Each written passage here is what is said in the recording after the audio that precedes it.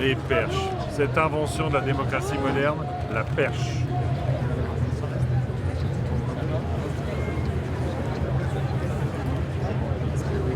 Oui, ben là, ça va être... Et en plus, si tu veux, tu vois, par rapport à ce qu'on a connu, il y avait beaucoup de femmes avec des enfants. Et ce que m'a dit hier le maire...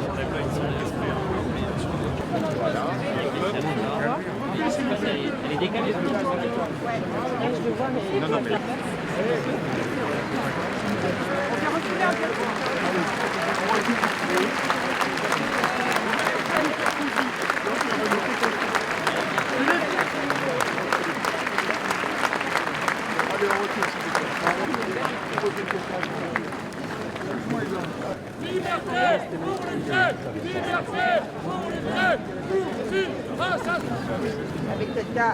Avec quelqu'un si tu veux, mais...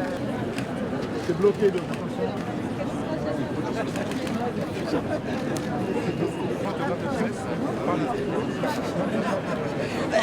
c'est ma vanille, enfin merde.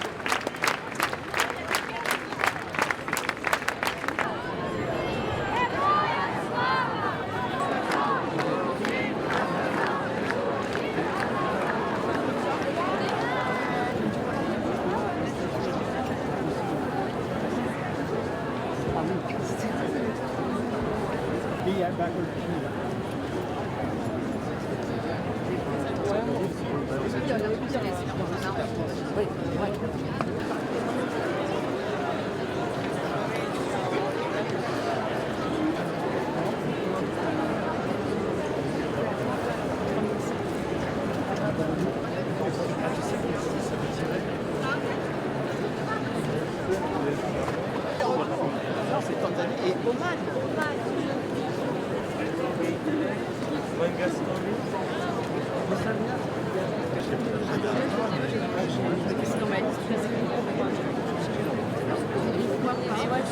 Pendant des semaines.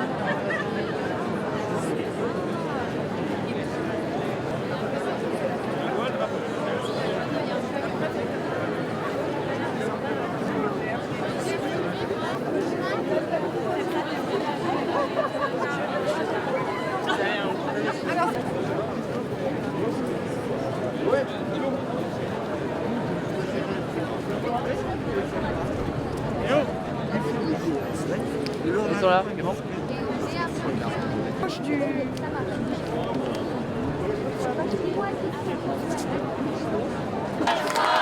Слава нації! Слава нації!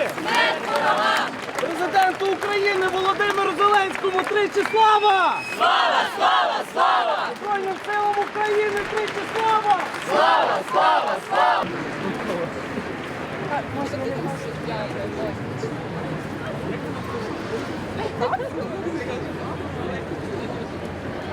J'espère que vous n'avez pas de l'horreur, vous avez des chansons Mets des paillettes dans ma vie. Dans ma vie, mais підніми, підніми. Я не можу тримати зі мною, чи ви сваритесь.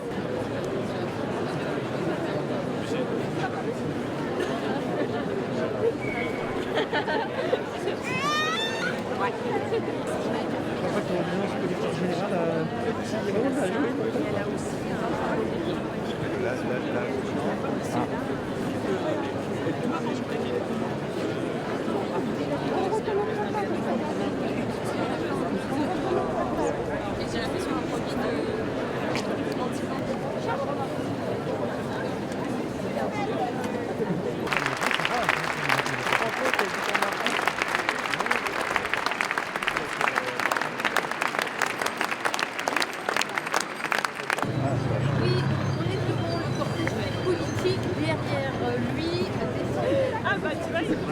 Il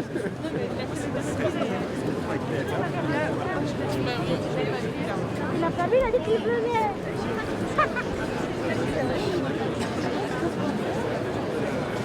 Républicaine, la classe politique, tous ensemble, on va gagner. Mais vous êtes un gros. Je vous embrasse pour tout ce que vous faites. Merci beaucoup.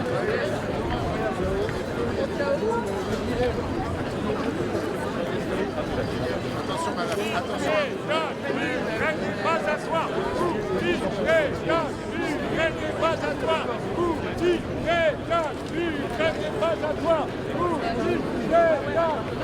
Ne pas s'asseoir.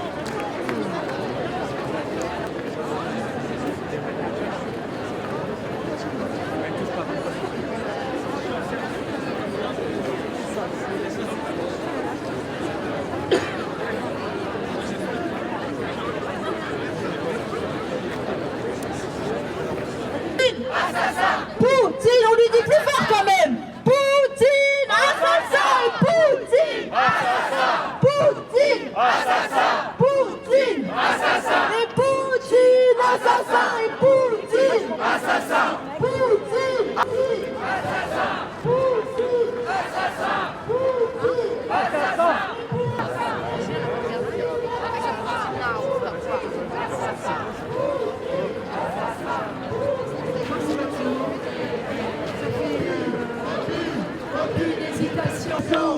Non, non, non, à leur intervention.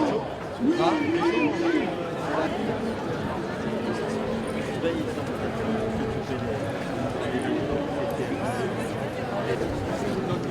Avec les 10h du matin, il va déjà aller moi. Vive la lutte du peuple ukrainien. Poutine assassin. Poutine assassin. Poutine assassin. Poutine assassin. Poutine assassin. Poutine assassin. Poutine assassin. Poutine assassin. Poutine assassin. Poutine assassin. Poutine assassin. Poutine assassin. Poutine assassin. Poutine assassin. Poutine, casse-toi, l'Ukraine n'est pas à toi. Poutine, casse-toi, l'Ukraine n'est pas à toi. Poutine, casse-toi, l'Ukraine n'est pas à toi. Poutine, casse-toi, l'Ukraine n'est pas à toi. Poutine, casse-toi, l'Ukraine n'est pas à toi. Poutine, casse-toi, l'Ukraine n'est pas à toi. Du peuple ukrainien. Et vive la lutte du peuple ukrainien.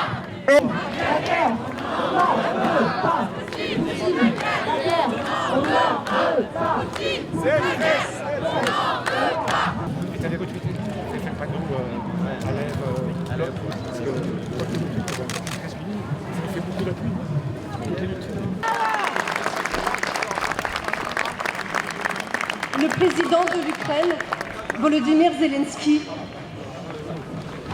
a fait un appel. Il a demandé à tout le monde, à tous les pays, de sortir dans les rues, de soutenir la résistance ukrainienne. Aujourd'hui, les yeux de tous les Ukrainiens sont braqués sur nous. Aujourd'hui, l'Ukraine nous regarde. Elle regarde Paris. Elle vous voit. Elle voit votre soutien. Votre soutien est essentiel. C'est votre soutien qui pourra stopper les bombes. C'est votre soutien qui pourra stopper les morts. Et c'est votre soutien qui pourra stopper Vladimir Poutine.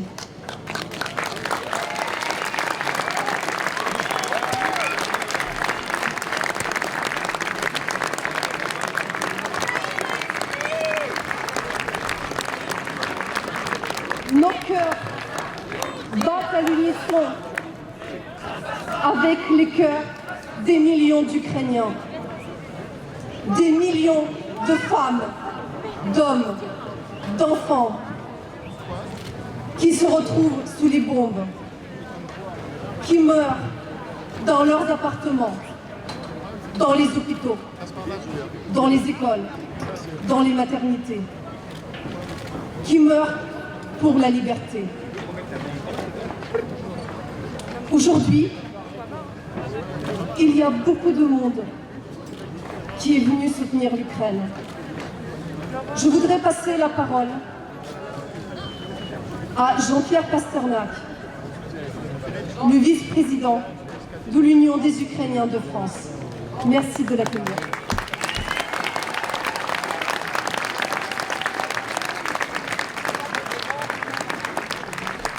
Gloire à l'Ukraine, vive la France, Slava Ukraini! Slava Ukraini! Slava Ukraini! Il me semble que beaucoup, la plupart de vous, ont appris ces quelques mots. Slava Ukraini, gloire à l'Ukraine. Heroyam Slava, gloire à nos héros, aux héros ukrainiens qui défendent la liberté en Ukraine, qui défendent la liberté en Europe et pour la France. Merci à tous.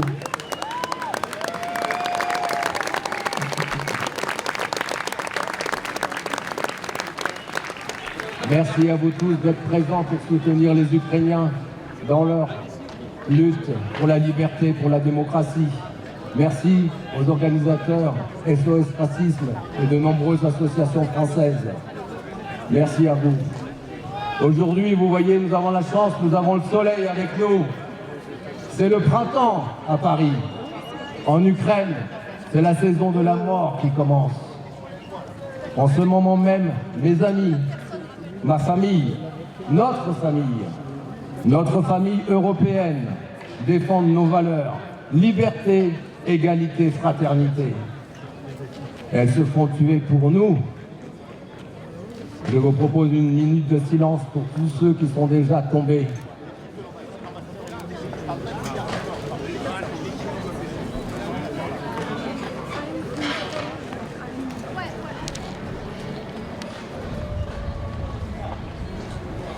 Si l'Ukraine ne résiste pas, l'Europe ne résistera pas. L'Ukraine, c'est l'Europe. L'Ukraine, c'est l'Europe. L'Ukraine, c'est l'Europe. L'Ukraine, c'est l'Europe. L'Ukraine, c'est l'Europe. L'Ukraine, c'est l'Europe.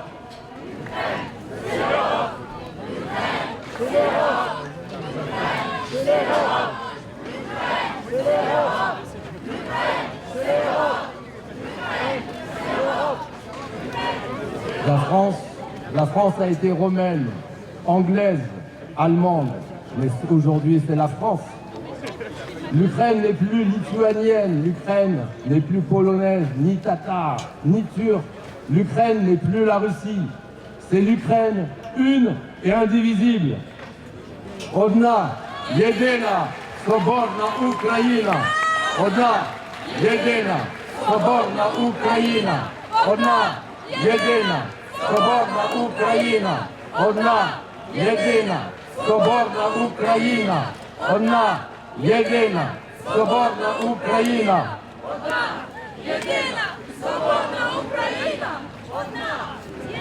Non, la France n'est pas en guerre contre la Russie. Non, la France n'est pas en guerre avec la Russie. C'est la Russie qui est en guerre avec la France. Poutine, dégage d'Ukraine. Poutine, dégage d'Ukraine. Poutine, dégage d'Ukraine. Poutine, dégage d'Ukraine. Poutine, dégage d'Ukraine.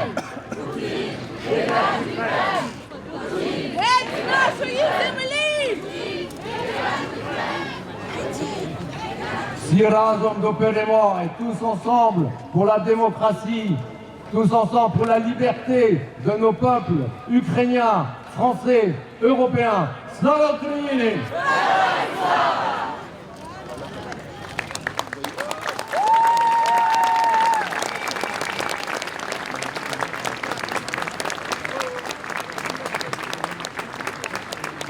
Dans ces heures sombres de notre histoire, dans ces heures sombres de l'histoire de l'Europe, mais aussi du monde entier, la diplomatie ukrainienne fait front contre l'invasion russe. Je vous prie d'accueillir l'ambassadeur d'Ukraine en France, son Excellence Vadim Omelchenko.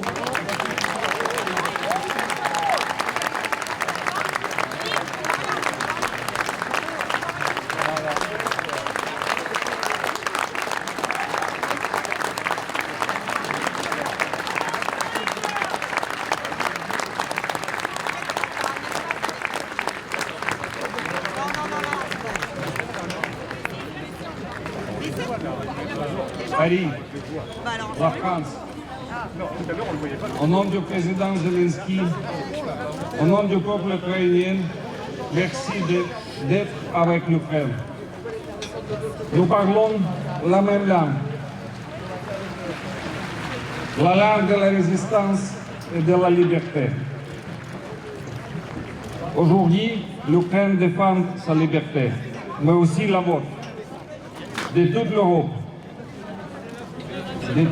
du monde entier.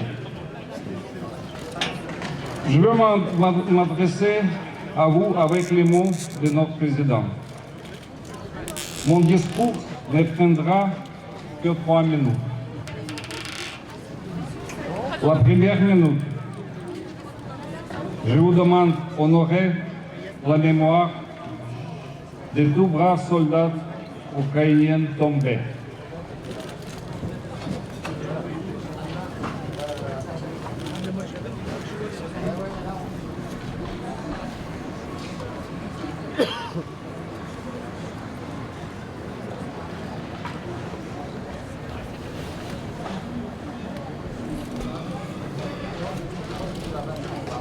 Deuxième minute, je vous demande d'honorer la mémoire de toutes victimes innocentes des agresseurs russes, des civils, des femmes, des enfants.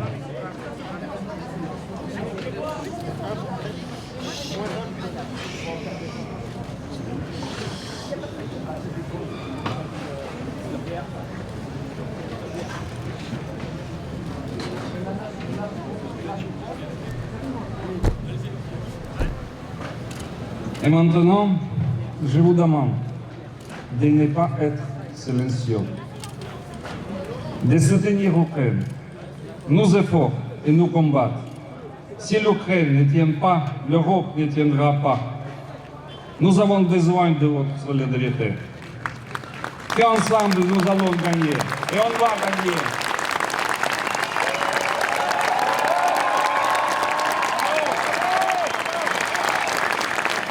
Vive l'Ukraine!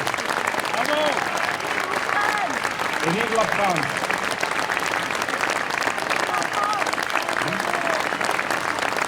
Slava Ukraini!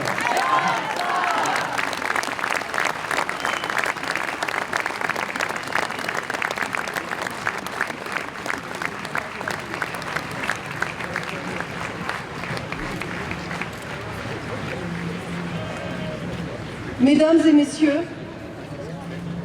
l'hymne national de l'Ukraine.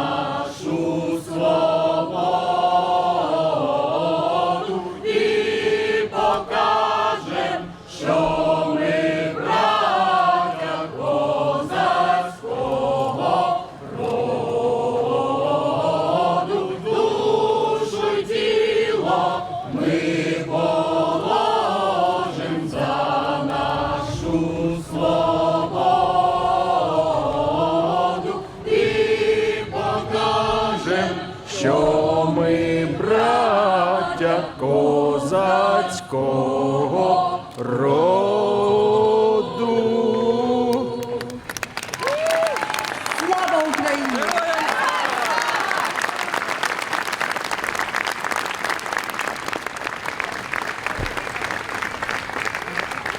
J'espère de fond de mon cœur que les paroles de l'hymne ukrainien qui chante la liberté sera entendu, qu'il sera entendu à Kiev, qu'il sera entendu à Kharkiv, à Lviv, à Zaporizhia, qu'il sera entendu à Odessa et partout en Ukraine. Nos frères ukrainiens, nous sommes avec vous. Je vous prie d'accueillir le journaliste et un député européen, Bernard Guetta.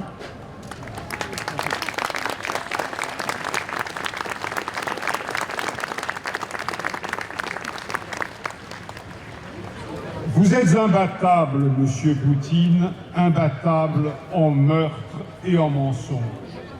Vous avez industriellement tué à Grozny avant d'aller industriellement tuer à Alep.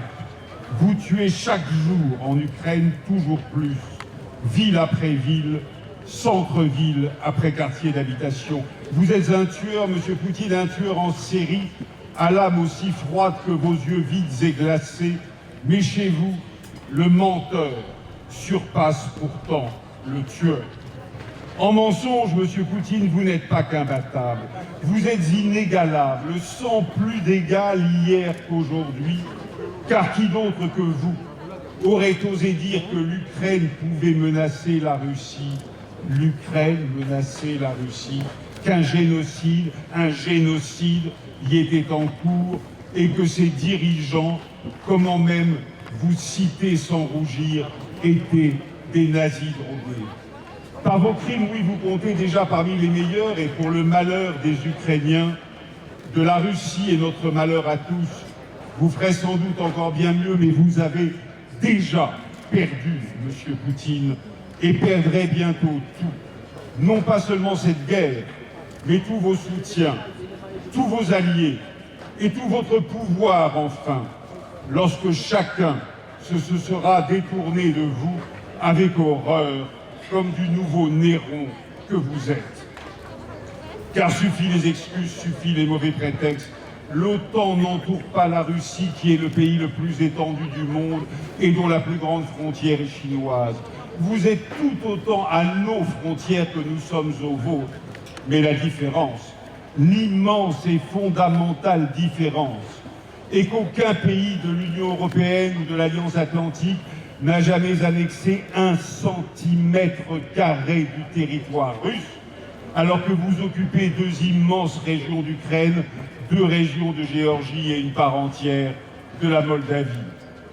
Cessez de faire de vous l'agressé, monsieur Poutine, quand vous êtes l'agresseur, car l'aviation qui bombarde l'Ukraine est la vôtre, pas celle de l'Alliance Atlantique, car l'armée qui a envahi ce pays, après que vous ayez tant juré que vous ne le feriez pas, est la vôtre, car celui qui a brandi la menace nucléaire, c'est vous et personne d'autre, car à part vous, personne ne serait assez fou pour aller à de tels extrêmes. Prêtres, scientifiques, artistes, enseignants, écrivains, pères et mères de famille, de grandes entreprises et de grandes fortunes aussi, votre peuple lui-même se détourne de vous, tant de vous que vous voilà obligés de durcir encore vos lois contre la liberté d'expression. Mais monsieur Poutine, vous connaissez le proverbe, il est russe. Le proverbe dit « Quand la pression est trop forte, le couvercle du samovar saute tout seul ». La pression grandit, monsieur Poutine, contre vous, car vous êtes toujours plus seul en Russie, en Europe, dans le monde, si seul que la Chine elle-même se prend à s'inquiéter de vos aventures si profondément déstabilisatrices. Militairement parlant, oui, peut-être finirez-vous par l'emporter, monsieur Poutine, car les armes sont pour vous, mais politiquement parlant, souvenez-vous de ce que Talleyrand disait des baïonnettes, on peut tout en faire, sauf, disait-il, s'asseoir dessus. Vous pouvez devenir le boucher de l'Ukraine, vous l'êtes déjà tant, mais que ferez-vous ensuite de ce pays martyr? Comment le gouvernerez-vous? Et comment vaincrez-vous la résistance qu'il vous opposera avec l'aide des démocraties? Car les démocraties se doivent de défendre la démocratie, elles se le doivent, elles le font et le feront, j'en suis certain. Vous avez perdu.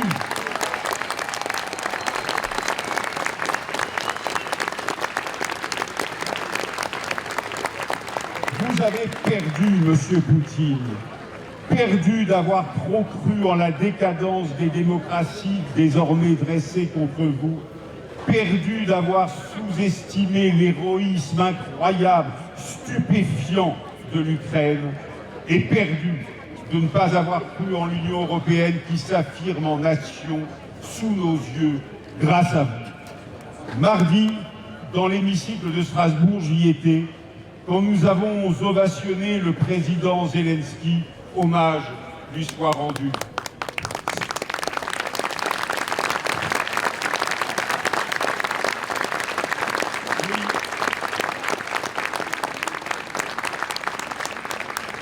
Oui, ce jour-là, c'était naissance d'une nation contre vous, monsieur Poutine, d'une nation européenne qui enfin s'arme et arme l'Ukraine, naissance d'une grande démocratie de près de 500 millions d'habitants qui tend la main à la Russie pour construire avec elle, après vous bien sûr, un continent de paix et de prospérité.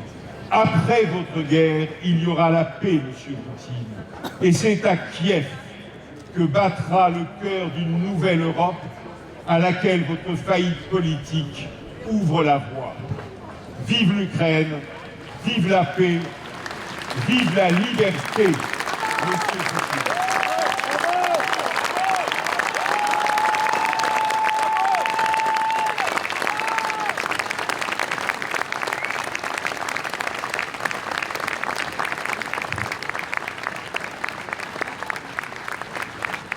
Depuis des siècles, et surtout depuis le début de la guerre en Ukraine, en 2014, l'Ukraine fait face à la propagande russe. La propagande qui veut nous faire croire qu'en Ukraine, il y a des nazis, qu'en Ukraine, il y a des fascistes. Cette propagande, elle est perpétrée par un seul homme, Vladimir Poutine. C'est un vrai tyran. Et par ailleurs, par rapport au tyran, Encore au VIe siècle, Étienne de la Boétie écrivait « Comment il se peut que tant d'hommes, tant de bourgs, tant de villes, tant de nations supportent quelquefois un tyran seul, qui n'a de puissance que celle qui lui donne, qui n'a pouvoir de leur nuire d'autant qu'ils veulent bien l'endurer. Or ce tyran seul, il n'est pas besoin de le combattre, ni de l'abattre. Il est défait de lui-même, pourvu que le pays ne consente point à sa servitude. Aujourd'hui, le peuple russe est asservi par la propagande de Vladimir Poutine. Aujourd'hui, le peuple russe ne sait rien de ce qui se passe en réalité en Ukraine. C'est pour cette raison que j'invite sur cette tribune les représentants de Russie Liberté.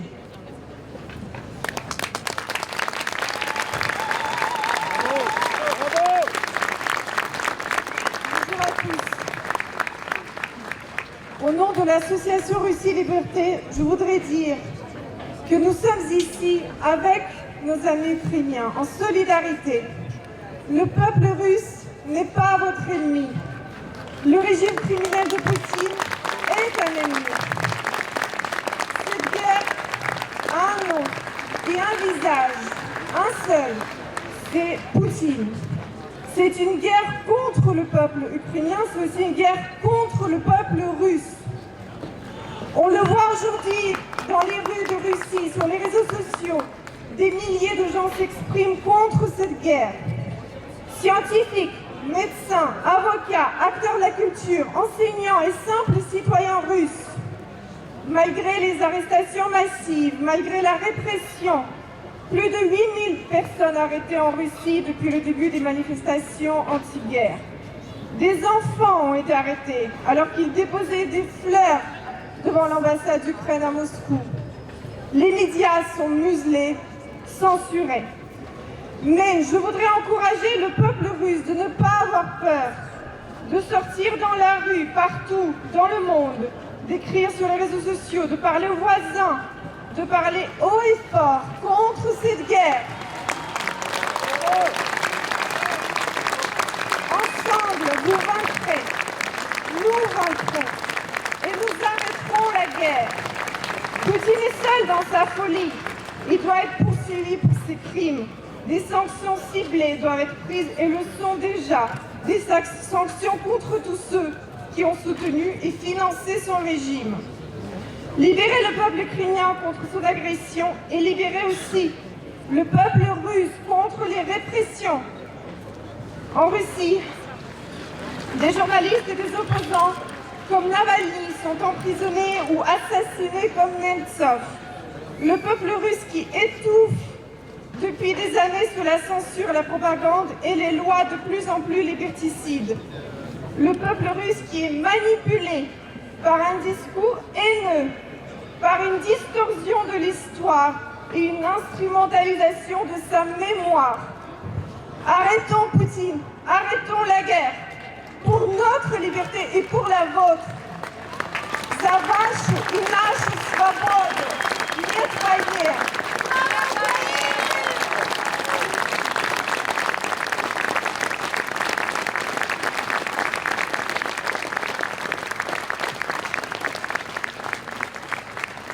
Nous devons faire front avec l'Ukraine. Nous devons soutenir la résistance ukrainienne. Il en va de notre sécurité aussi. L'Ukraine, c'est le dernier rempart. Ils ont besoin de notre soutien. Nous pouvons aider les Ukrainiens. Nous pouvons envoyer de l'aide humanitaire. Mais nous pouvons aussi résister face à la propagande russe. Cette guerre d'information, elle ne fait que commencer. La bête blessée se réveille. Nous entendons déjà son râle. Il est diffusé par certains médias, par certains réseaux. Nous devons rester solidaires et nous ne devons pas succomber à un discours complotiste.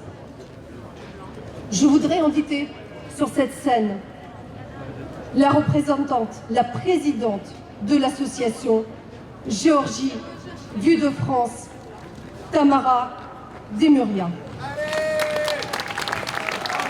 Slava Ukraini! Героям слава! Слава Україні! Героям слава! Слава Україні! Героям слава! Les Ukrainiens, les Parisiens, le monde entier, je vais vous lire une citation et vous allez comprendre ce que c'est. Partout où les gens veulent vivre en liberté, ils sont confrontés à des forces tyranniques. C'est intéressant ce que nous allons faire. Est-ce qu'on va être acteur de cette tyrannie ou se limiter au statut de spectateur? Vous savez, ça appartient à qui ces mots? Ça appartient au troisième président de la Géorgie, Mikhail Saakashvili, qui est aujourd'hui le prisonnier de Poutine, le prisonnier politique et personnel de Poutine. Pourquoi, à votre avis? Parce qu'on aspirait, parce que la Géorgie a aspiré vers la liberté, vers la démocratie. Il nous a envahis. Poutine nous a envahis avec sa Russie tyrannique. Moi, pourquoi je suis devant vous aujourd'hui? Je peux très bien être avec mes enfants, j'ai les larmes. Je peux très bien travailler comme tout le monde à Paris parce que j'ai été reçue à Paris comme une vraie personne humaine qui a le droit d'être vivante dans un pays démocratique. C'est ça qu'on aspire à Géorgie, à l'Ukraine aujourd'hui.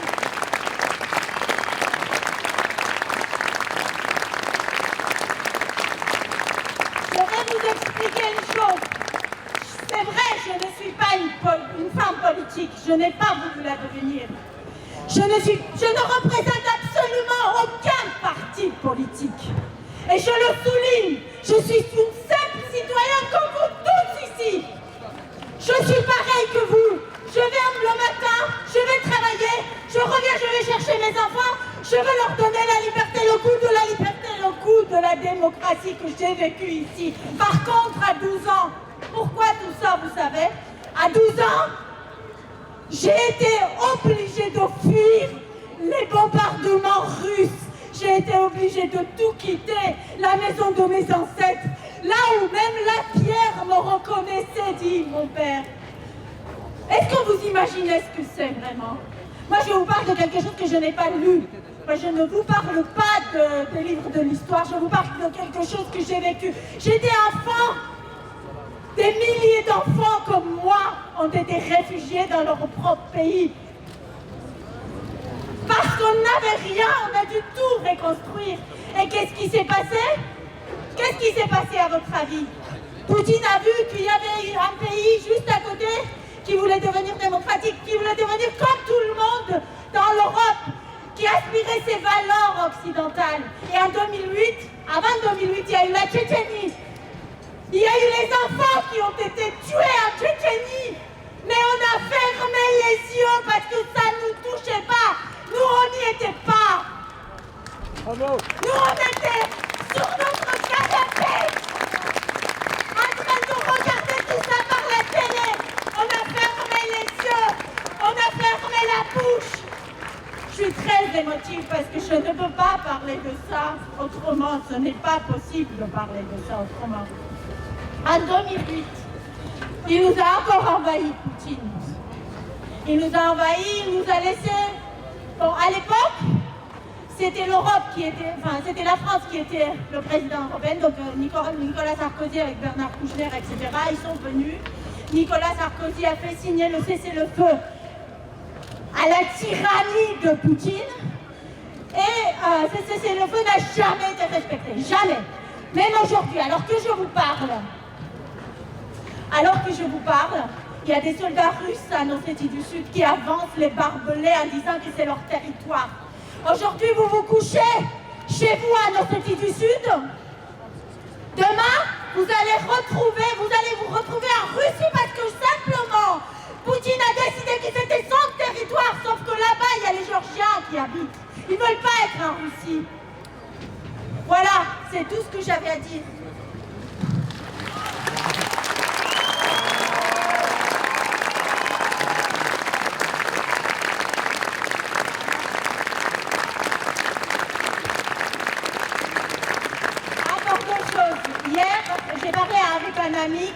raconté comment ils étaient en train de prendre des bières en Ukraine. Il était en Ukraine, donc c'est un journaliste français. Il était en Ukraine et ils étaient en train de prendre des bières sur les terrasses la veille du bombardement.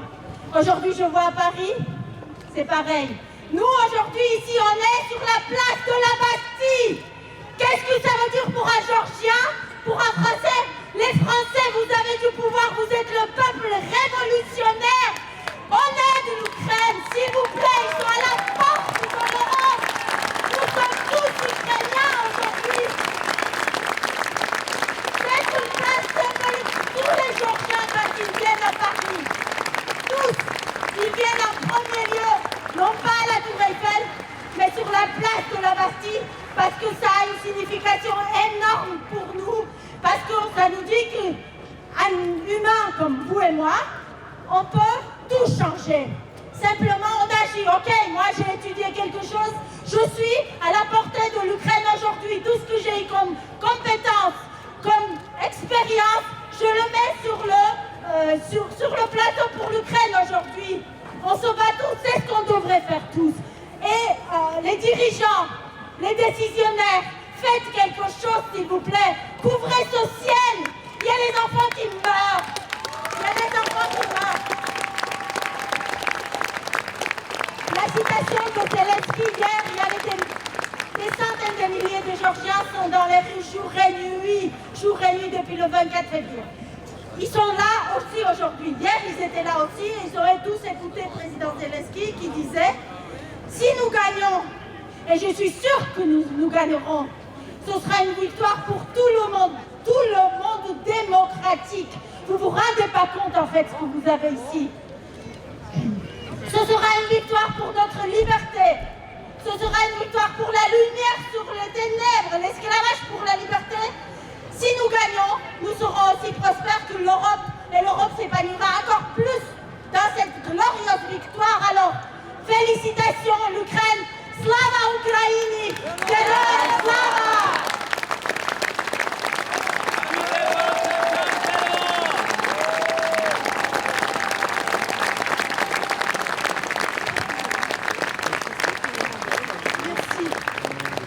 Merci beaucoup, Tamara, pour ce discours enflammé, pour ce discours aussi sensible. Nous aussi, nous partageons la douleur du peuple géorgien qui a connu la guerre initiée par Poutine. Cette guerre, les Français pensent peut-être qu'elle ne viendra jamais dans leur maison paisible. Mais rien n'est moins sûr. Poutine dit défendre les intérêts du peuple russe. Poutine dit défendre les intérêts des russophones. Mais les russophones, il y en a partout. Regardez la Côte d'Azur. Il y en a plein. Et si un jour, Poutine voudra défendre leurs intérêts, est-ce qu'il y aura toujours sur les plateaux de télévision des personnes qui diront « on le comprend » parce qu'il défend ses intérêts?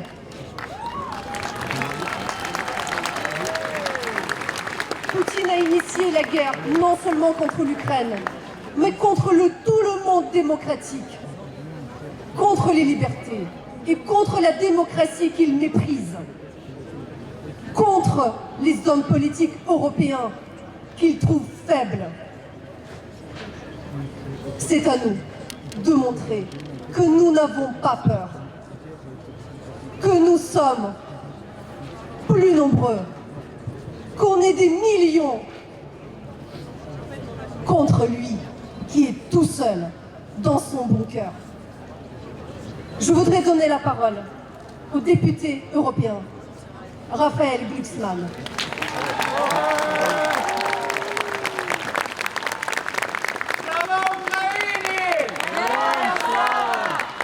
Aujourd'hui, le sort de l'Europe dépend de femmes et d'hommes qui résistent sur le terrain.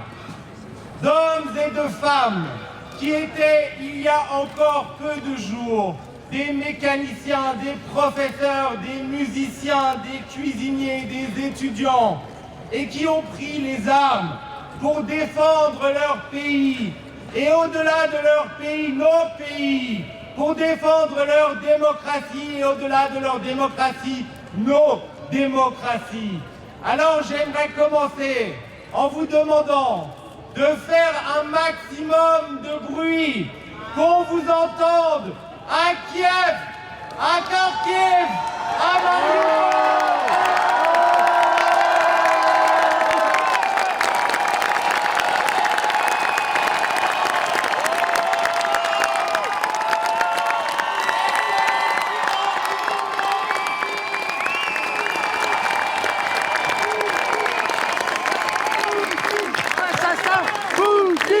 Assassin!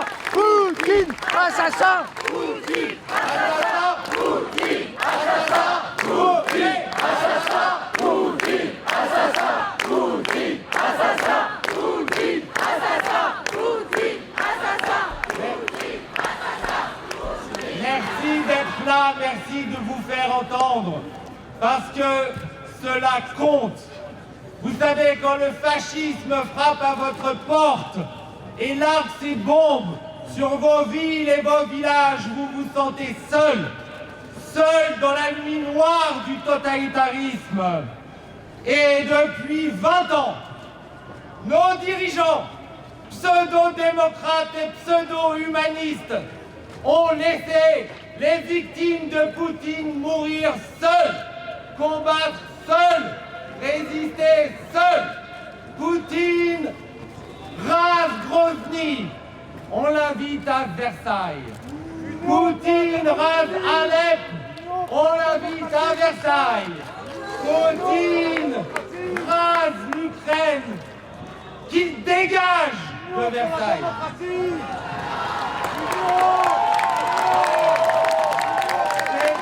C'est important de montrer qu'ils ne sont pas seuls. Pourquoi?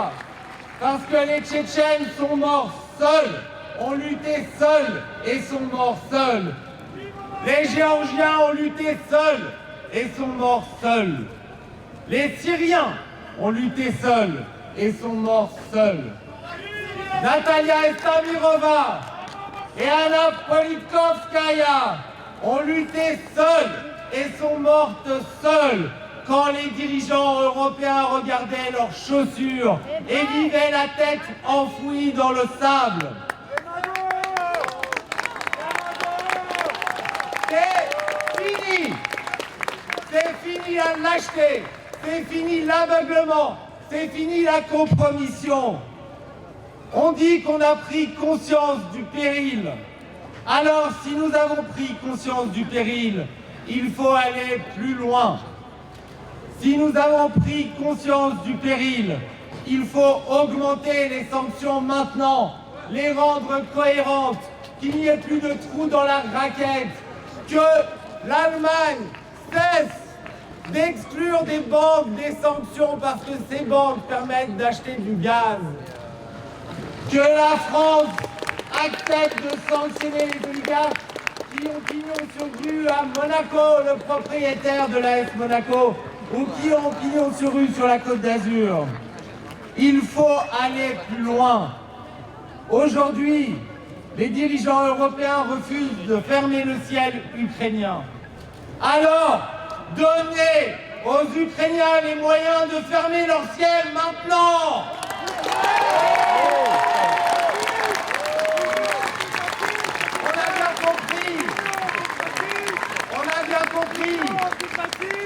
Que nous n'enverrons pas d'armée combattre.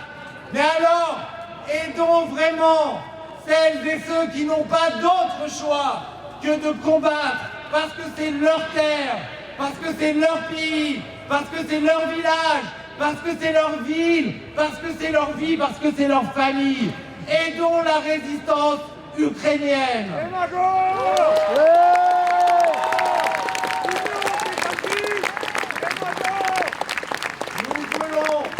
Nous voulons tous la paix.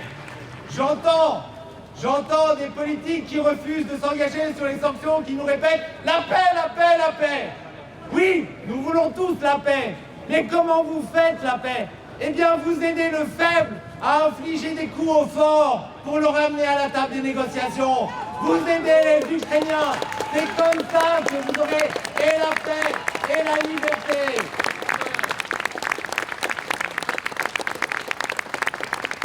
Alors oui, si nous prenons des sanctions massives qui auront un impact à Moscou, si nous boycottons le gaz et le pétrole qui sont les véritables veines de ce régime, eh bien il y aura un coût à payer. Parce que toute sanction efficace suppose un coût, un prix à payer. Mais qu'est-ce que c'est que la politique?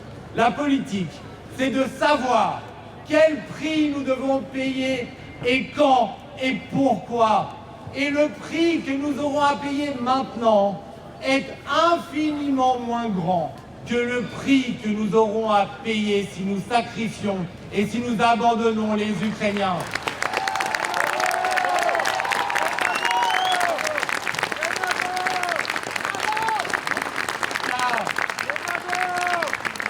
Ne nous y trompons pas. Dans les rues de Mariupol, de Kharkiv, de Kiev et de toute l'Ukraine, c'est l'avenir de l'Ukraine qui se joue, mais c'est aussi l'avenir de l'Europe qui se joue. Si nous n'arrêtons pas le tyran en Ukraine, nous ne connaîtrons plus la paix en Europe. C'est maintenant que nous devons choisir. Les décisions que prennent ou que ne prennent pas nos dirigeants engagent notre avenir pour les décennies qui viennent. Dans ces heures qui viennent, dans ces jours qui viennent, se décide le sort de nos enfants aussi. Alors, désormais, toute faiblesse est une invitation à l'agression. Toute compromission est une invitation à l'agression. Tout refus de sanctionner tel ou tel secteur parce que ça déplaît à Total, à Gucci, à toutes ces marques qui ont fait du blé en Russie, c'est une invitation à l'agression et c'est une trahison de l'intérêt général. Il faut enfin qu'en France et en Europe, l'intérêt général domine à nouveau les intérêts particuliers, qu'on se redresse et qu'on soit capable de regarder sans ciller les tyrans dans les yeux en leur disant que nous ne sacrifierons plus jamais aucun principe pour le plaisir de vivre confortablement, abreuvés par leur gaz et leur pétrole. C'est maintenant. Vive la résistance, vive l'Ukraine libre, vive l'Europe libre.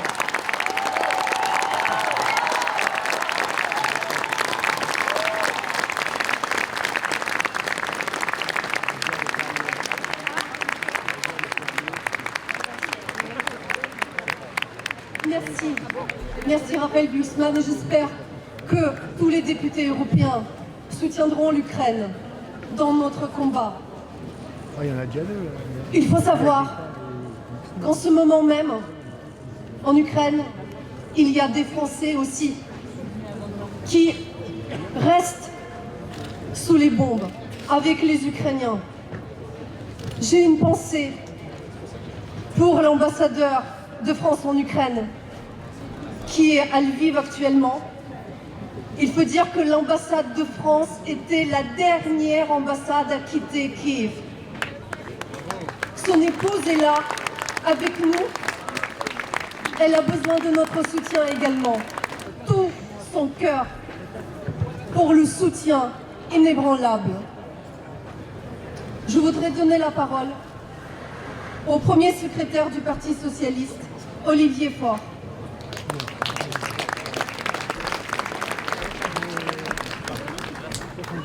Merci d'être là. Merci d'être là à Paris comme dans toutes les capitales européennes où des femmes et des hommes ont décidé ensemble de défendre la liberté de la démocratie. Merci Paris d'être là pour soutenir les Ukrainiens. Merci de faire entendre votre voix, de le dire haut et fort. Ici, nous avons toujours défendu la liberté et nous continuerons à le faire parce que c'est notre devoir, c'est notre vocation, parce que nous portons depuis la tour de la Bastille, parce qu'ici, nous avons donné cette lettre de noblesse à des droits que nous croyons universels. C'est ce que nous défendons ici avec vous. Dans toutes les capitales d'Europe aujourd'hui, on se lève.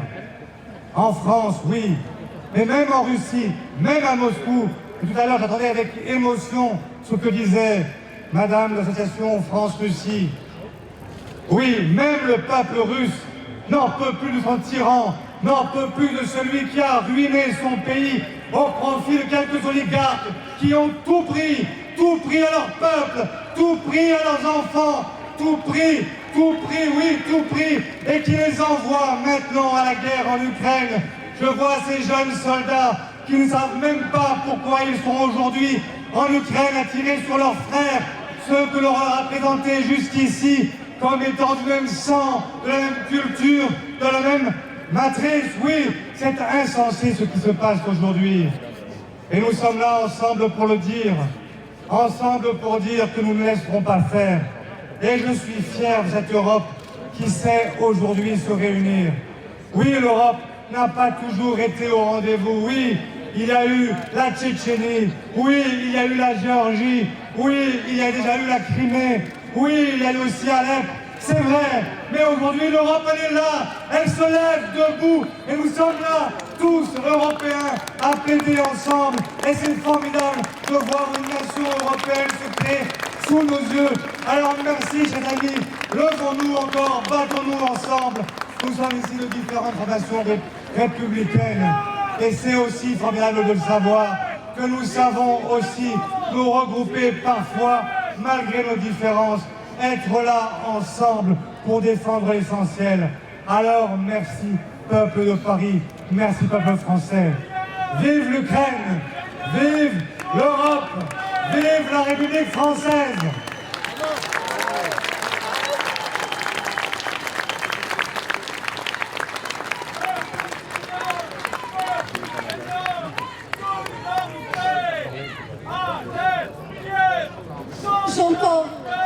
J'entends la voix du peuple syrien qui soutient l'Ukraine.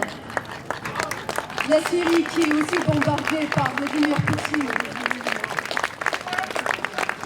Bravo. Vous savez,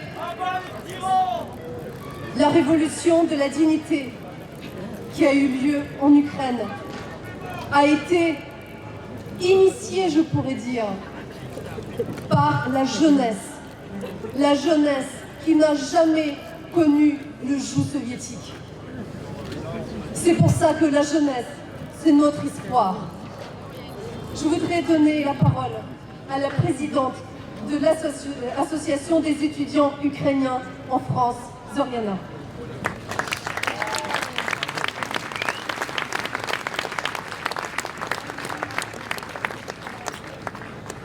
L'Ukraine, à l'heure actuelle, est menacée de disparition par un dictateur devenu paranoïaque qui n'a plus qu'un seul objectif, reconstituer une Russie dans les habits de l'ex-Union soviétique. Et sans doute aucun aller plus loin encore. La Russie n'a pas de frontières, dit-il. Rêve de puissance, de mégalomanie. Bref, on a déjà vu ce comportement il y a quelques décennies et nous en vîmes les résultats. Non, évidemment, les nazis ne sont pas en Ukraine, mais vous le comprenez tous, ces nazis sont au Kremlin.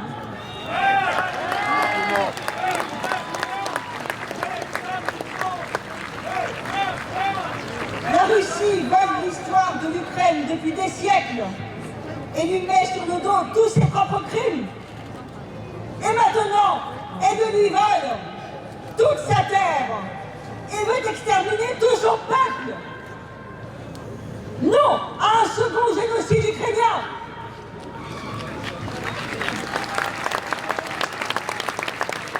Sinon le prochain, ce sera nous. Unissons-nous pour la vérité. Unissons-nous pour la démocratie. Unissons-nous pour notre monde libre.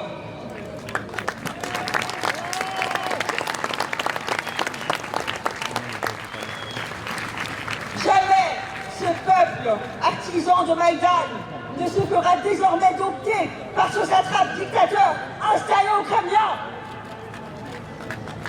Mais pour cela, nous devons les aider.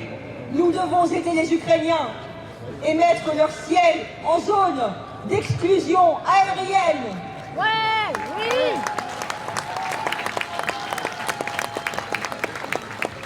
Oui, couvrir leur ciel pour nous protéger des bombes et d'une catastrophe nucléaire qui nous toucherait tous. Ce peuple qui se bat si vaillamment pour nous et pour nos valeurs de démocratie et de liberté est notre bouclier. Nous ne devons pas l'abandonner. Notre devoir est de l'aider. Et ceux qui diront « Oui, mais si on fait ça, c'est la 3e guerre mondiale assurée ». Fort bien, mais nous y sommes déjà.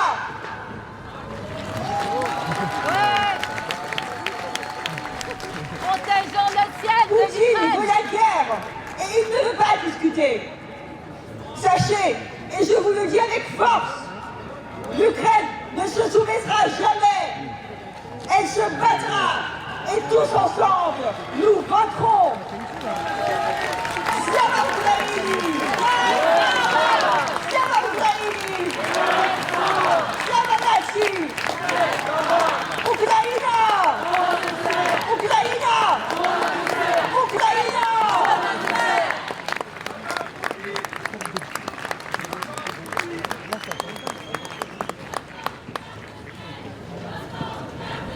Protégeons le ciel, protégeons l'Ukraine, fermons le ciel.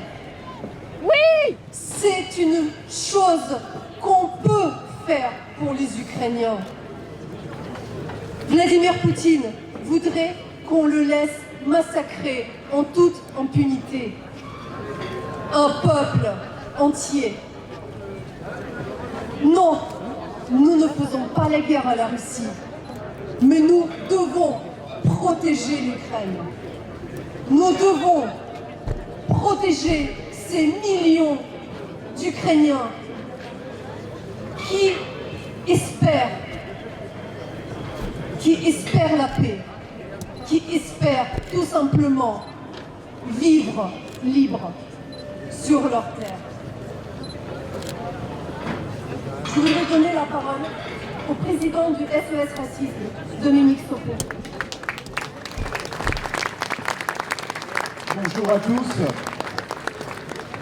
Merci de vous être mobilisés aussi nombreux comme samedi dernier, comme jeudi, lors du jour d'entrée en guerre par Poutine, pour dénoncer ce que nous vivons, à savoir une agression de la part des troupes russes envoyées par Poutine. Et pourquoi SOS Racisme serait intéressé par cette agression finalement? Parce que ce à quoi nous assistons, c'est une guerre impérialiste, c'est une logique de vassalisation d'un pays, parce que Poutine a décidé, contre l'évidence des sentiments des Ukrainiens, que l'Ukraine était une terre à accaparer et qu'il pouvait en faire ce qu'il voulait. Eh bien, cet impérialisme-là, qui s'est déjà exprimé en Géorgie, qui s'est exprimé en Crimée, déjà en Ukraine, qui s'exprime aujourd'hui depuis cette entrée en guerre, n'est pas admissible. Que cet impérialisme ait lieu à des milliers de kilomètres ou qu'il ait lieu vis-à-vis d'un pays voisin, il doit être dénoncé. Les peuples ont le droit de vivre libres, ils ont le droit de vivre en toute indépendance et en toute souveraineté, et à ne pas être sous la menace constante d'un brigand qui envoie ses troupes pour massacrer en fonction de ses rêves de grandeur. Eh bien, cela doit être dénoncé par les peuples, parce que nous qui sommes ici n'avons pas d'armes, nous n'avons pas d'avions, nous n'avons pas de chars, mais nous avons la force des peuples, la force de notre détermination, la force de nos voix pour dire à Poutine que ce qu'il fait est regardé à travers le monde et que les sanctions les plus dures doivent être prises, parce qu'il n'est pas vrai que l'on négocie avec ce personnage les mains vides. On le voit aujourd'hui, ceux qui disent « Attention, les sanctions, elles sont trop dures ou il ne faut pas en faire ». Attention, il ne faut pas critiquer M. Poutine. Attention, parce que la Russie serait une alliée historique. Que propose-t-il sinon de laisser les Ukrainiens se faire tuer? J'entends beaucoup de gens dire « mais il faut entendre les préoccupations des Russes ». Eh bien, peut-être peut-on aussi entendre les préoccupations des Ukrainiens qui, eux, n'ont agressé personne, n'ont pas tiré un seul coup de feu et sont aujourd'hui sommés de se plier à l'arrogance criminelle de M. Poutine. Cela n'est pas admissible. Ça suffit, cette perversité du retournement. M. Poutine est l'agresseur et les Ukrainiens sont les agressés. Et donc, si nous sommes ici aujourd'hui, c'est pour dire notre soutien plein et entier aux Ukrainiens. C'est pour dire aussi notre soutien aux Russes qui manifestent, qui essayent de résister, qui sont écrasés à l'intérieur par Poutine, qui a mis un terme aux embryons de démocratie qui avaient commencé difficilement à germer dans ce pays. Si nous sommes ici, c'est aussi, je le dis, pour qu'il y ait un accueil inconditionnel des réfugiés. Et je me permettrai une petite parenthèse, j'entends beaucoup ces derniers jours des gens qui disent « les Ukrainiens ça va parce qu'ils seraient chrétiens ». Alors je tiens à dire que les Ukrainiens sont les bienvenus, non pas parce qu'ils sont chrétiens, ils sont les bienvenus parce qu'ils sont des frères et des sœurs en humanité, et que toute personne qui fuit l'oppression, toute personne qui fuit le chaos, quelle que soit sa religion, quelle que soit sa couleur de peau, quelles que soient ses opinions, a le droit à trouver refuge sur les terres de l'Union européenne, parce que c'est cela aussi l'esprit que nous devons défendre. Alors, soyons fermes sur nos principes, soyons fermes par rapport à Poutine, n'acceptons pas les retournements des discours faisant de Poutine un agressé. Aujourd'hui, il n'y a qu'une seule chose à faire, c'est d'être aux côtés des Ukrainiens, c'est de leur apporter assistance, c'est d'aider à la résistance ukrainienne à pouvoir rester debout. Je voyais il y a quelques heures une photo de jeunes qui, à Kiev, étaient en train de s'harnacher, étaient en train de se protéger, commençaient à mettre des gilets pare-balles. Ils devaient avoir 20 ans. Eh bien, ces jeunes qui ont 20 ans aujourd'hui dans la capitale ukrainienne, j'espère pour eux qu'un jour, ils pourront dire ce que c'est que d'avoir 30 ans en Ukraine, mais je n'en suis pas sûr au regard de la violence des attaques qui sont aujourd'hui dirigées contre l'Ukraine. Et si on veut que ces jeunes de 20 ans, un jour, puissent avoir 30 ans, eh bien, nous devons faire preuve de fermeté. Nous devons être fermes sur les sanctions et ne pas accepter celles et ceux qui retournent les situations et qui expliquent qu'être ferme, c'est être va-t-en-guerre. Il y a un va-t-en-guerre, d'ailleurs il est allé en guerre, c'est Vladimir Poutine. Ici, il n'y a que des va-t-en-paix, et c'est bien cela qui fait que nous sommes réunis pour que la paix revienne en Ukraine et pour que les troupes russes quittent ce territoire qui doit retrouver son indépendance. Vive l'Ukraine libre, vive l'Ukraine indépendante, vive l'Ukraine souveraine et vive le peuple ukrainien.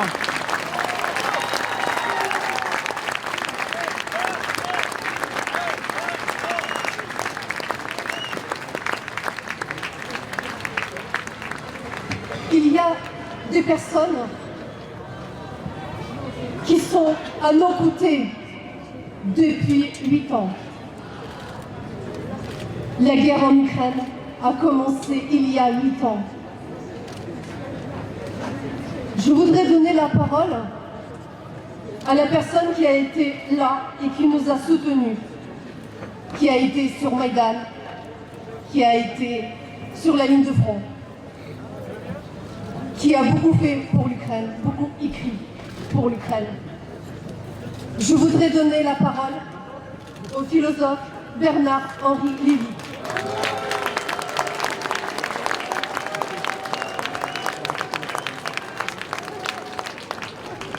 Chers amis, peuple de Paris, nous sommes aussi nombreux aujourd'hui qu'à Prague, qu'à Berlin, qu'à Tbilissi, que dans les autres villes d'Europe, C'est une fête de la fédération.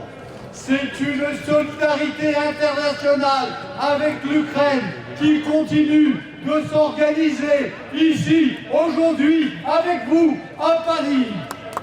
Et je vous remercie d'être venus si nombreux. Si nous sommes ici aujourd'hui, c'est d'abord parce qu'il faut que s'arrête le massacre. Pour que s'arrête le massacre, il faut que l'on livre aux Ukrainiens de quoi se défendre, de quoi sauver leur terre, leur famille, leurs valeurs qui sont les nôtres. Nos aînés disaient sur cette même place des avions, des canons pour l'Espagne. Ils n'étaient pas entendus aujourd'hui, il faut dire, et il faut que nous soyons entendus. Des canons pour l'Ukraine, pour lui permettre d'arrêter cette guerre et de gagner la paix. Nous sommes là parce qu'au moment où Vladimir Poutine, que je n'appelle pas d'ailleurs Monsieur Poutine, au moment où Vladimir Poutine bombarde la centrale nucléaire de Zaporijia, je prie, nous prions pour qu'il se trouve quelqu'un à Moscou, un Stauffenberg qui réussirait pour l'arrêter.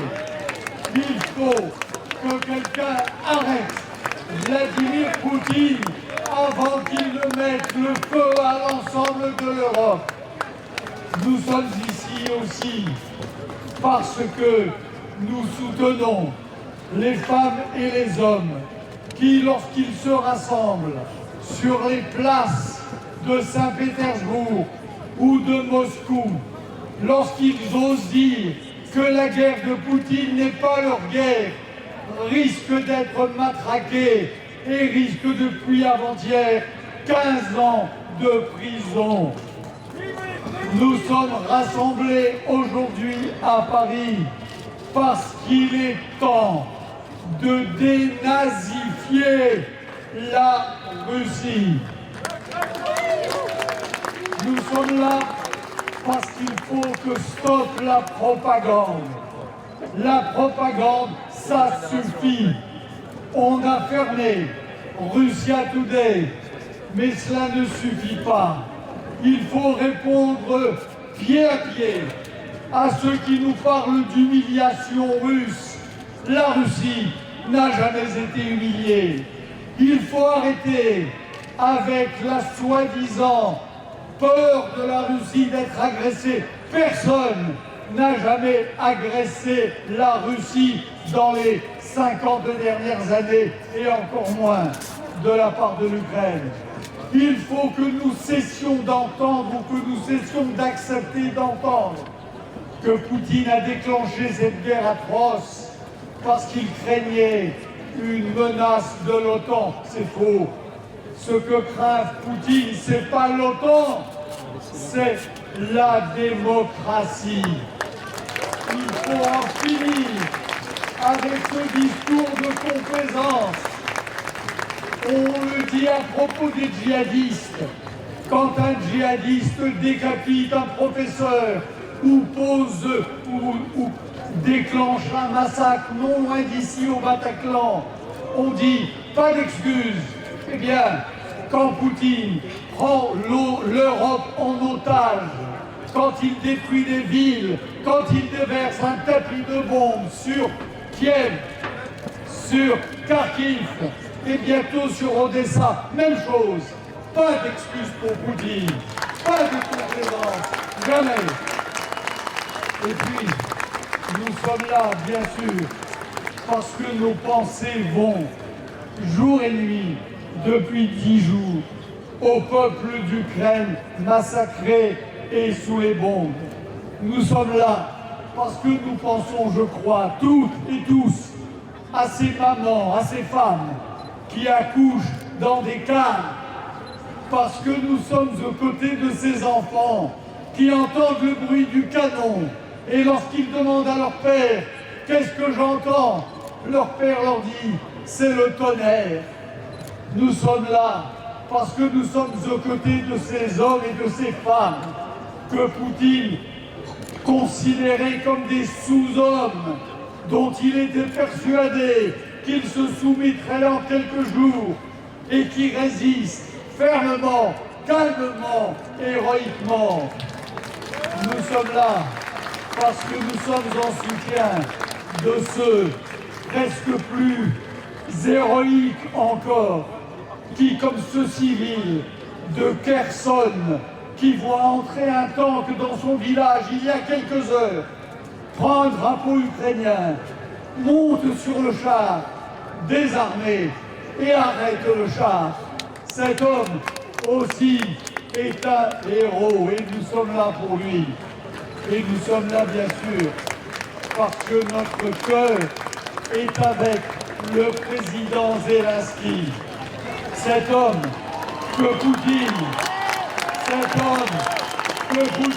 prenait pour un clown s'est révélé un magnifique chef de guerre. Cet homme, quand il descend tête nue dans les rues de Kiev après les bombardements, c'est un jeune Churchill descendant dans les rues de Londres en septembre 1914 par les jours, non, septembre 1940, les jours de Blitz. Ce jeune Churchill, cet héros ukrainien qui nous fait penser ici sur la place de la Bastille ou sur la place de la République à ces adolescents magnifiques qui devenaient en quelques jours, au temps de notre révolution, la Révolution française, des généraux de la Révolution, de la patrie et de la démocratie. Voilà qui est Zelensky. Et voilà quel est l'homme que Vladimir Poutine, parce qu'il n'a pas pu écraser l'insurrection ukrainienne en 3 jours, a essayé dans les derniers jours d'assassiner à 3 reprises. Nous sommes là parce que le président Zelensky est un héros de l'Europe, parce que le président Zelensky porte les valeurs de l'Europe, parce que ces valeurs auxquelles dont nous doutions parfois, que nous pensions ensevelis dans les limbes de la honte et du renoncement, c'est lui qui aujourd'hui les porte le plus fièrement.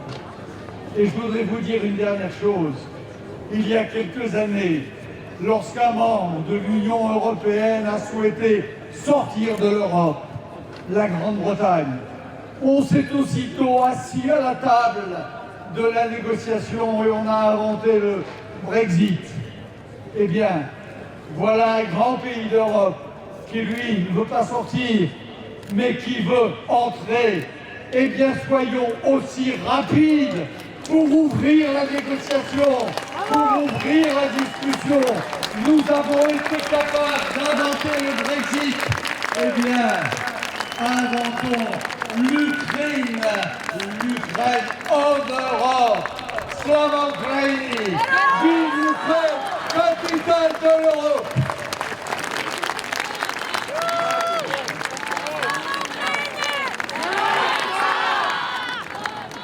Aujourd'hui,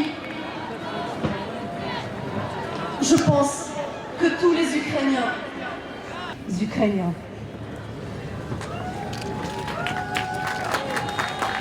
je pense qu'aujourd'hui, on peut dire on est tous Ukrainiens. Quand je vous vois aussi nombreux avec votre soutien, aujourd'hui, j'ai lu une phrase qui, je pense, pourra rentrer aussi dans l'histoire. Si on me demande aujourd'hui, quel est ton pouvoir? Je dirais, je suis ukrainien.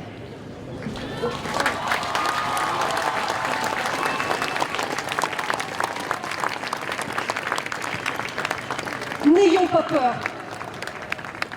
Poutine veut vous faire peur. Il veut qu'on n'aide pas l'Ukraine.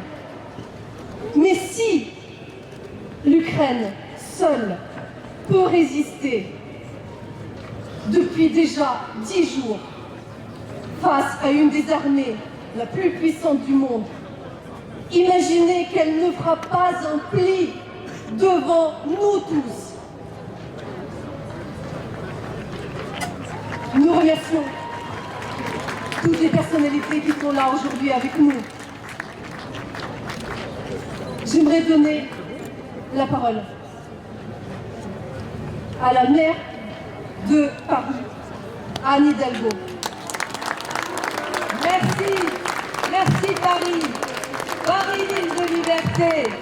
Paris, ville des droits humains, d'être là, de se lever, comme toujours, aux côtés de nos frères et de nos sœurs qui en Ukraine se battent pour la liberté, se battent pour l'Europe, qui sont là et nous sommes à leur côté. Paris a toujours été du côté des peuples qui cherchent à vivre libre. Paris, ici sur cette place de la Bastille, le dit haut et fort. Le dit haut et fort, oui, nous sommes à leur côté. Hier, j'étais à Varsovie. J'étais à Varsovie avec les maires européens. Nous nous sommes réunis pour nous coordonner, pour être aux côtés de nos frères ukrainiens, pour être aux côtés des maires de Kiev, de Lviv, de toutes ces villes ukrainiennes qui aujourd'hui se battent avec des femmes et des hommes courageux qui à la fois empêchent les Russes de venir et qui aussi sont là, se protègent et organisent la résistance. Avec ces maires d'Europe, nous avons organisé une coordination pour venir en aide aux maires ukrainiens. Et hier, avec une émotion immense, nous les avons entendus, nous les avons écoutés. Et que nous ont-ils dit? Le maire de Lviv qui nous a dit, dites-leur, dites à vos peuples, dites partout dans le monde, dites partout en Europe que nous voulons résister, que nous sommes là, que nous ne nous rendrons pas, que nous sommes ces résistants au nom de nos valeurs, de ces valeurs si belles que nous portons ensemble, de ces valeurs qui sont bien sûr celles de notre République ici, mais qui sont aussi celles de l'Europe. Alors je vous le dis, je les ai entendus, nous les avons entendus, et nous sommes à leur côté. Et ici à Paris, aux côtés de l'ambassade d'Ukraine, aux côtés des associations et des associations humanitaires, nous organisons l'accueil. Nous avons ouvert cet accueil dans le 18e arrondissement. Nous avons accueilli ces derniers jours des femmes avec des enfants qui fuient la guerre, qui parfois ont laissé leurs frères, leurs maris, leurs fils pour combattre en Ukraine. Et nous sommes à leur côté pour les aider à reconstruire une partie de leur vie ici. Et ils nous ont dit, dites aux Parisiens que notre rêve le plus cher, c'est de repartir le plus vite possible dans cette Ukraine que nous n'abandonnerons jamais. Nous les avons entendus. Mais ce matin aussi, nous avons accueilli des artistes ukrainiens qui étaient ici, en France, à Paris. Je pense au ballet de Kiev. Et je leur ai demandé d'être au théâtre du Châtelet, de faire de ce théâtre leur théâtre. Ils seront en résidence dans ce théâtre. Le temps n'est pas un sujet. Ils y resteront tant qu'ils devront y rester. Et pourquoi c'est si important? Non seulement de soutenir la résistance, et oui, d'envoyer des armes au peuple ukrainien, et oui, de prendre des mesures contre Poutine et contre les oligarques, mais aussi d'accueillir ici les artistes, parce que les artistes ne peuvent créer que lorsqu'ils sont libres, et que les artistes ukrainiens que nous accueillons ici à Paris, au Théâtre du Châtelet et ailleurs, ces artistes-là, ils font de leur art un acte de résistance. C'est aussi ça, Paris dans ce lien avec l'Ukraine, avec nos valeurs. Alors mes amis, soyons là plus que jamais. Non, il faut arrêter Poutine. Il faut arrêter cet homme qui veut prendre possession d'un pays qui n'est pas le sien. Il faut arrêter cet homme qui s'assoit avec violence sur le droit international d'un peuple à disposer de lui-même. Oui, il faut permettre à l'Ukraine de rentrer dans cette Europe. La meilleure, la plus belle des leçons d'Europe qui nous a été donnée, c'est celle de la bataille du peuple ukrainien pour ses valeurs qui nous unissent. Alors oui, aux côtés de l'Ukraine, aux côtés du peuple ukrainien, aidons-les dans cette résistance et portons cette voix. Les opinions publiques, ces rassemblements sont importants. Nous allons poursuivre. C'est aussi ça la mission de Paris, cette ville lumière, cette ville qui jamais ne s'éteint. Merci à vous d'être là.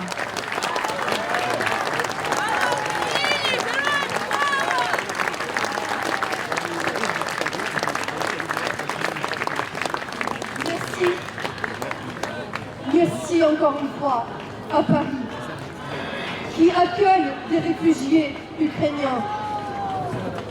Encore aujourd'hui, il y a une jeune fille qui s'est approchée de moi. On pleure. Elle vient de Zaporijia. Elle est là. Elle a fui les bombes. Elle m'a raconté que les hommes de Kadyrov ont encerclé la ville et qu'ils tirent sur des civils. Nous devons protéger ces hommes et ces femmes. Nous devons nous occuper d'eux, qui sont là aujourd'hui, qui sont venus ici chercher notre protection. J'aimerais inviter le candidat aux élections présidentielles, Yannick Jadot. Slava Ukraini! Slava Ukraini! Gloire à la résistance ukrainienne qui, chaque jour, en ce moment même, dans chaque rue, dans chaque maison, défend la liberté et la démocratie. Gloire à celles et ceux qui malheureusement ont rejoint la route de l'exode et que nous devons accueillir bras ouverts. Gloire au président Zelensky qui montre combien le peuple ukrainien est un peuple debout, est un peuple qui résiste, est un peuple qui ne cédera rien sur sa liberté et sur la démocratie et sur l'intégrité de son territoire. Nous devons, en tant qu'Européens, et ne doutez pas une seconde que cette mobilisation à Paris, depuis des jours, que toute cette mobilisation en Europe, que cette mobilisation dans le reste du monde et même en Russie est un acte extraordinaire de soutien aux Ukrainiennes et aux Ukrainiens. Ils vous écoutent, ils vous regardent en ce moment parce que l'État ukrainien tient debout et que l'État continue à s'organiser, à organiser la vie en Ukraine. Ne doutez pas une seconde que c'est aussi par votre mobilisation que les États européens organisent des sanctions massives contre Poutine et son oligarchie corrompue. Merci. Alors oui, il faut toujours accroître et renforcer les sanctions.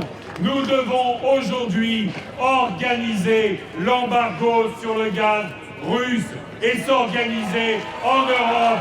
Oui, il faut l'embargo sur le gaz russe. Oui, il faut soutenir et continuer d'armer la résistance ukrainienne. Nous étions tellement heureux en France quand les Anglais et les Américains armaient la résistance en France, comme nous aurions dû armer les Républicains en Espagne.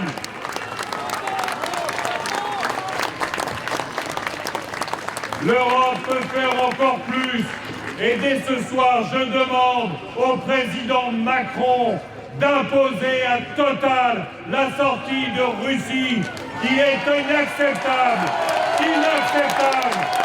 que Total, nous Français, soient complices de Poutine, complices de l'invasion en Ukraine, complices des bombardements des populations civiles, complices des bombardements des centrales nucléaires. Alors ensemble, continuez à soutenir l'Ukraine. Ils se battent pour nous, ils se battent pour la démocratie, ils se battent pour les libertés en Europe. Slava Ukraini!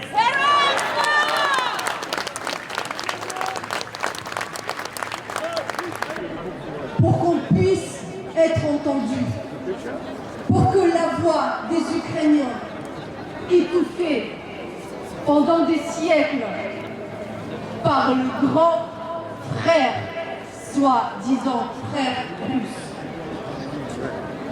J'aimerais donner la parole à l'avocat et au maire du 16e arrondissement, Francis Spinner. Fermez le ciel palestinien! Fermez le ciel de l'Ukraine! 12 jours, le monde était calme. Il y a 12 jours. Et un miracle s'y produit. L'Union européenne, endormie, égoïste, Monsieur Poutine l'a révélé. Puis, on a des victimes civiles, des enfants orphelins qui ont perdu leurs parents. Les réfugiés, il y a ceux qui n'ont plus de déplacés de l'Ukraine et organiser l'aide humanitaire et l'unique pour les frères. Je remercie les services d'État et les associations franco-ukrainiennes qui... Plus de 8 ans, les Ukrainiens, comme des...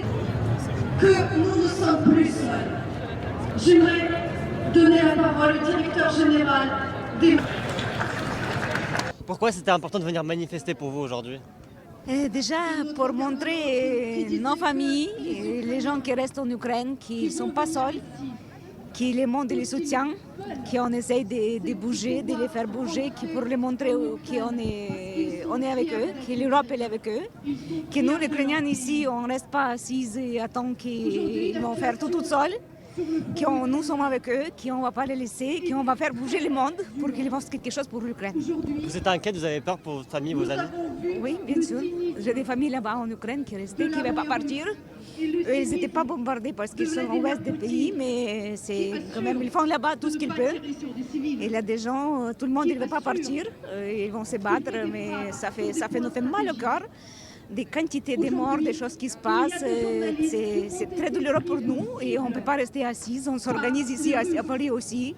On essaie d'organiser l'aide humanitaire, l'aide financière, d'envoyer là-bas direct dans l'endroit où ils ont besoin, à part que le monde il envoie plus direct.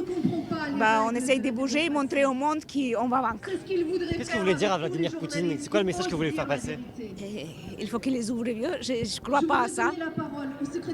Pour dire la vérité, tout ce que je souhaite qu'il meure et que les Russes ils ouvrent les yeux. Pour les Russes aussi, parce qu'il faut qu'ils ouvrent les yeux. J'ai des amis, je vois qu'ils ne sont pas encore ouverts. Avec tout ce qui se passe, et là, je ne dis pas que tout le monde, mais ça nous fait mal au cœur que les peuples avec qui on était ensemble depuis le temps puissent nous faire ça. C'est-à-dire pas ouvrir les yeux, racontez-moi, expliquez-moi. Vous dites qu'ils n'ont pas ouvert les yeux, expliquez-moi, c'est à cause de la propagande, racontez-moi. C'est les propagandes qui l'écoutent, qui disent, vous savez, des choses, qui les Américains, tout ça. Là, ce n'est pas les Américains qui nous tuent, ce n'est pas les Américains qui nous bombardent. Il faut qu'il ouvre les yeux, que son frère, il meurt. Nous, on meurt, le peuple, il meurt. Il faut qu'il ouvre les yeux et qu'il fasse quelque chose. C'est eux qui devraient faire beaucoup de choses, je trouve. Si ce n'est pas une personne, 10, 100 000 qui sort, il faut qu'ils sortent tous.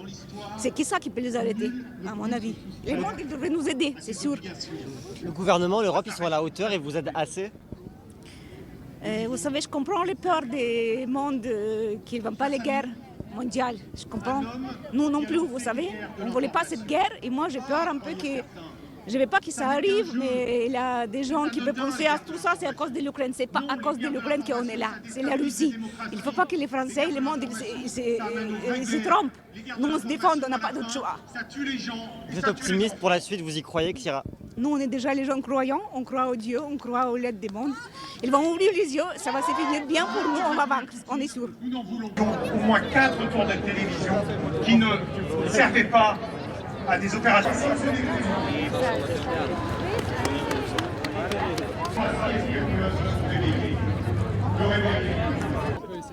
Pourquoi c'était important pour vous de manifester aujourd'hui à Paris? C'était important aujourd'hui, comme les différents jours, pour faire en sorte que les gens prennent conscience de ce qui se passe là-bas, évidemment. Les images montrent d'elles-mêmes ce qui se passe. Maintenant, le message est le suivant. Comment protéger les Ukrainiens du ciel, des bombes, etc. On est là pour ça, on est là vraiment pour ce seul message. Donnez-leur les moyens de se protéger. Donnez-leur les moyens de protéger leurs familles, les enfants, les femmes, et tout le peuple ukrainien. Donnons-leur ce moyen-là. Voilà ce que j'ai à dire aujourd'hui. Vous pensez que l'Europe est à la hauteur, qu'elle se rend compte de la gravité de la situation? L'Europe se rend compte de la gravité de la situation. C'était l'objet des différentes manifestations qui ont eu lieu dans les précédents jours. Aujourd'hui, le message c'est plus prenez conscience, donnons-leur les moyens de se battre. Ils se battent encore une fois pour la démocratie. Ils se battent pour l'Europe, ils se battent pour eux, pour se protéger. Donnons-leur ces moyens-là. Voilà le message aujourd'hui. Le gouvernement français, Macron, ils sont à la hauteur sur ce sujet, ils aident suffisamment l'Ukraine, ils sont suffisamment présents? C'est pas à moi de donner une échelle des valeurs. On fait ce qu'on peut, chacun agit à la hauteur de ce qu'il peut faire. Il y a une grande réaction de l'Europe, c'est déjà un pas. Chaque jour, on fait des pas en avant, chaque jour, on progresse. C'est l'espoir qu'on a, c'est qu'on continue dans cette tendance-là. Voilà. Vous y croyez vraiment? Vous pensez qu'on va pouvoir trouver une solution avec Vladimir Poutine? Vous êtes optimiste ou au contraire, vous êtes plutôt négatif sur l'avenir? Je n'ai pas à donner mon opinion sur le fait d'être pessimiste ou optimiste. Ne rien faire, c'est lui donner raison.